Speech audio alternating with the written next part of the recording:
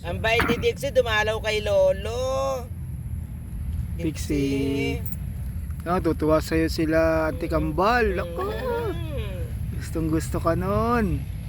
Ang buhay yun ako. Ni Auntie Laki. Sasayaw-sayaw yun. Sama si Dixie. First visit kay Lolo. Dixie, naghahanap ka pang pagkain? Tama na. Pagkain, ang takaw mo. Ang dami nang nakain. Ano nang gagawin sunod? Sleep time na. Dixie. Some more pa daw, May kuya. aso din sila sa Masileo. No more. Kuya, some more pa daw. May tinitingnan niya. Inubos ni kuya yung friends Masyadong friend. madami at pag Marami na siya nakain. Wala na, wala na. Sakit pa yan. Pag nagtaiba yan, di mapagamot ko pa. No May more. dog din doon Beo sa kabila. Ayun o, may You want yaya. ice cream? May yaya pa siya. No more Dixie. Din yung dog nila. Dixie.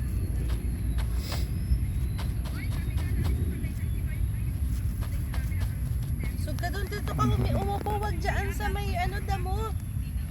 Yan, 3/4. Wala na, nasa id pa niya. Antay na. Nasa id pa niya. Nandyan.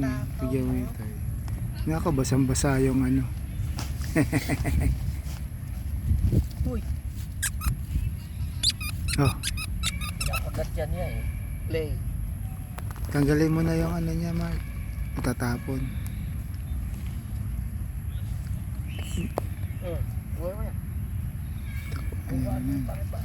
Madami pa yan.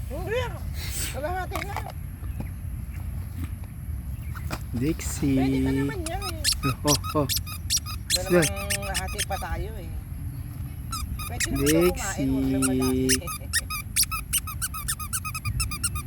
Dixie. Ayaw. Ito. Ito. Ayaw niya yan din naman daw pagkain. Kaya nga nung nalaman ko, Ate Lili, sabi ko bata-bata pa nun ah. Matanda pa nga kayo, matanda pa ba kayo doon? Hindi po, matanda naman sila. Pero Sa ilang side taon yan, lang sa side. Punta na nun eh. Sa side yan. Pateros din graduate yung mga yun eh. Parang ilang years matanda. Yung kapatid Si Ate nung- Sel ata yun eh. Kaklase ko, yung kapatid ng asawa niya. Kaklase mo sa... Ka-classmate Dime. mo. Ka-classmate mo yung... Opo. Si Dime ba yun? Oo, si Ah, Dime ano? yun, kapatid niya. Ayun, tanungin mo. Oh. Siya mo anong nangyari. Hindi na, Paalam huwag na tanongin. namatay. Ba't Kapatid Japanese niya yun? yun, yung asawa ni Ba't si Japanese? Dime. Yeah. Ayun. Nung World War... ano ba Tanungin yan? mo doon. Hindi, bawang gawa yan. Hinayang na hinayang